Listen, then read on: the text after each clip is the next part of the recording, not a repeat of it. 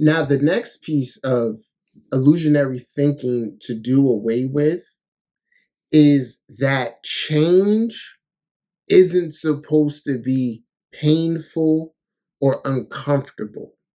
This segues perfectly into Aries energy. Aries energy is about embracing the pain or physicality, aggression, fire, whatever you want to call it, needed to will something into existence. What's going on, world? It's your boy Gemini Brown here, back with another episode of Not Kicking Knowledge. Today, we'll be discussing how all signs can let go of illusionary thinking as Saturn transits from Pisces into Aries. So, let's get into it.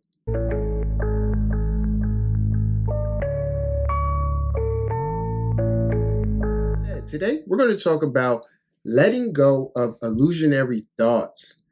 And this is so important right now as Saturn nears its end of its transit in Pisces, preparing to go into Aries, and which is going to conjunct with Neptune, which will be a spiritual rebirth. You want to start by reviewing the last 2.5 years. Where were you after the pandemic?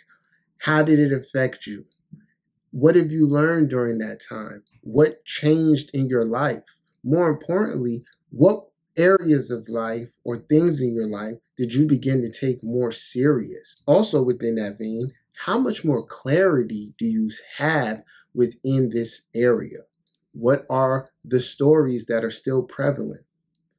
Now, rather than go around the zodiac and say Aries should do this, I speak in collective themes because I interact with all of the signs and I understand the interplay of the archetypal energy. So the examples that I use, they may not directly apply to you, but as I said, these are very much collective themes and can come about. And even if you haven't consciously acknowledged a thought, you can subconsciously or unconsciously harbor some of these beliefs or ideals.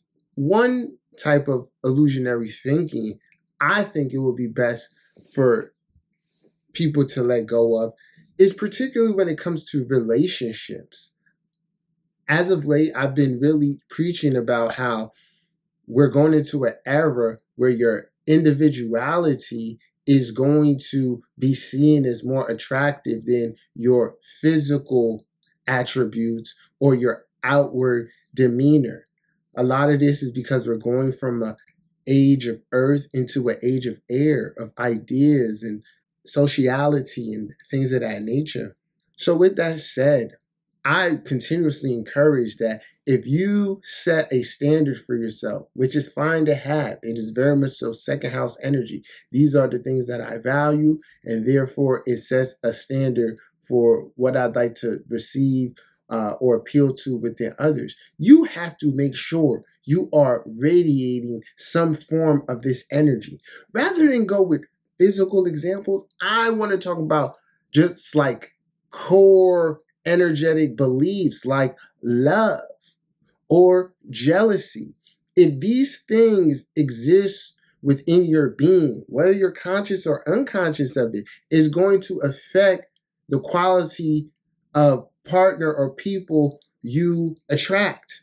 We can gain understanding into this through looking at the aspects in your chart regarding Venus, your seventh house planets, fifth house planets, so on and so forth. But ultimately, once you discover self at that deeper level, you have to become aware of what energy you desire that isn't being received and focus on how you can attract more of this energy into your life, because that's what the name of the game is, attraction.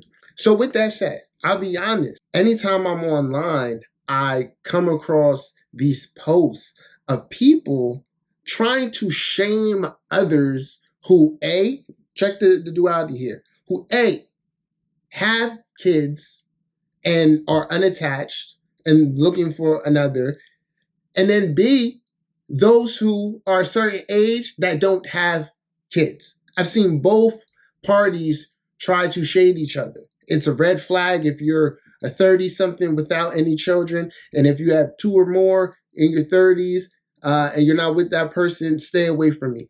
It's a really crazy way of thinking. My advice here is that anyone is allotted to have their standards. We want to keep in mind two things here. You don't want to make life cheat you out of what could be good for you.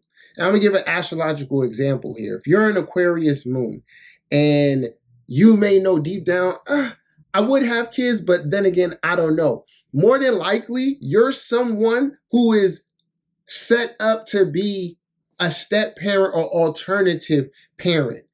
The key thing is that you get to learn how to nurture and put your feelings somewhere. But then the Aquarius part is like, all right, I get to be a little detached because it's not the same as like Cancer and this is my blood or whatever it may be. If the Aquarius moon person, let's say, undergoes a Pluto transit in which they may have a bad experience under these themes and they say, oh, hell no, I would never date someone with a child, you could be stalling your own development because possibly somewhere in your chart it's meant for you to have this experience. And just to bring it home, the same could be said if you are given a responsibility possibly to take care of someone's child and you deny. These could all be things that help push forward your growth. But the ego thinking is like, oh, I could be hurt in this way. I could be compromised in this way. I don't benefit in this way. So I just really encourage everyone to evaluate their thought forms, particularly in this modern age. We are no longer in the 1950s where it is uncommon for someone to have had a marriage, divorced, and looking to, remarry again. Yet still, these things happen. My big message here is like, don't cheat yourself out of an experience that could ultimately be fulfilling and expansive for you. Remember, I'm running a spring sale. I got Neptune and Saturn and Aries transit reading, plenty readings and coaching services on sale. Check out my website. I'd love to connect with you guys. So like this video, drop a comment, let me know what you think. So next time. Now, the next piece of illusionary thinking to do away with is that change isn't supposed to be painful or uncomfortable. This segues perfectly into Aries energy. Aries energy is about embracing the pain or physicality, aggression, fire, whatever you want to call it, needed to will something into existence. With that, what I want to say here is that Neptune deals with illusions, which can lead to disillusionment, which is actually a good thing to experience.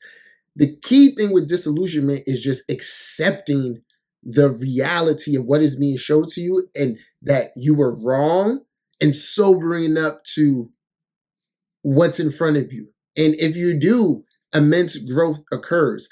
So I say all that to say this. You don't want to fall into a tendency of avoiding discomfort. Now, this is where flowing aspects come in. So in astrology, we all love having grand trines and good flowing aspects because they allow for particular energies to manifest better. At the same time, depending on the energies, it could support even negative qualities associated with those energies. For example, Jupiter and Neptune. Let's say we have those in trine. This could be someone very intrigued into spirituality, but at the same time, it could be someone who doesn't actually apply the information. Depending on where this is occurring, they could be a wealth of knowledge, but none of it in motion. And then the results of their life will really show. But more importantly, it can be one where the person uses like spiritual things to motivate themselves. But as soon as it gets uncomfortable, they draw back. And this is very much so a Neptune thing. But Jupiter will have you believe in this is correct. No, I'm validated in my thought processes or actions. It's a little too hard. I'm good. And because the energy is flowing, and that's the way the matrix works, you won't have that opposition.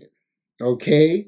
So you want to be mindful of the stories you tell yourself, the tendencies you fall into, and particularly ones dealing with too much comfort and not enough discomfort, right, in order to grow. Another example, going back using Aries energy, is like Aries energy deals with like working out, physicality, right? If you really want to build muscle, you have to stretch that muscle. You have to make it rip and all of that, which requires heavy resistance, right? And natural discomfort. Okay, so that's some food for thought. So the last piece of advice I have for you guys regarding letting go illusionary thinking deals with solitude, isolation, and self-love. Simply put, everyone in life needs a healthy period of isolation. And this could be or pertain to not being in a romantic relationship, but it's bigger than that. It also could relate towards like your social life, or what many people, I know you'll relate to this, being in hermit mode. Hermit mode is like a conscious removal from the day-to-day to be with oneself, and not just be, but analyze and understand and therefore grow. And then it's when we're in hermit mode, which pertains to like Virgo energy, we tend to ourselves. We're doing the little things, sixth house, that helps us improve. And ultimately that triggers a transformation and puts us into more personal power, that sextile to the eighth house. In this time, particularly I think for the younger generation coming up, you should be aware if you've gotten to like say your Saturn return and you've never not been in a serious relationship for not like 6 months or a year, maybe like a good 2, something that will reflect like a Saturn transit. This is so necessary. And if you guys look into like different cultures and things like that, a lot of people naturally give themselves this time to develop. And for the men out there, I think this is even more imperative that you take time, or you have periods of time where you are focused on your own personal development. So the illusionary thinking here is that we can skate through life always being attached. If you never know what it is like to enjoy your own space, there's a large layer of something you've yet to discover. So I wish this all for you. And it's even more empowering when you can consciously do this. Okay. So there's more to say on this, but there's just a little bit I wanted to bless you guys with. Remember, I'm running a spring sale. I got plenty readings and coaching services on sale. Check out my website. I'd love to connect with you guys. I have Neptune and Saturn and Aries transit reading. So like this video, drop a comment, let me know what you think. Till next time. I am the people. Late for liberation to stand in this prison. Voices of my choices, ambiguous ambition. Roaming in the home of the fall, true spirit. Many say they answered the call, but don't hear it. It's the black messiah, made in love, here to grow. Fan the fire, so cold I make it snow. Call me sire, no fold in my soul. Expanding higher, as above, so below. Till my last breath, living cause I'm a lifer. 7 on the chest like easy money sniper. Essence of the crest, shines and entice ya. Presence in the nation, they name it divine cipher. Been gone, no intent of circling back. Generational curses, yeah, we working on that. ASAP, get the dough, call it Lucci. Nalo stay strapped like big snow round Gucci. More Panther parties, way less lamping. Flow until I'm dead, poet like Fred Hampton. Fist up, you know it's kinda scary. One time, I am a revolutionary. You know they fear it, but hear it in the booth. Fuck how you feel, you can't conceal the truth. A race war, nobody calling the truth, letting it all hang. This the year of the noose. Nalo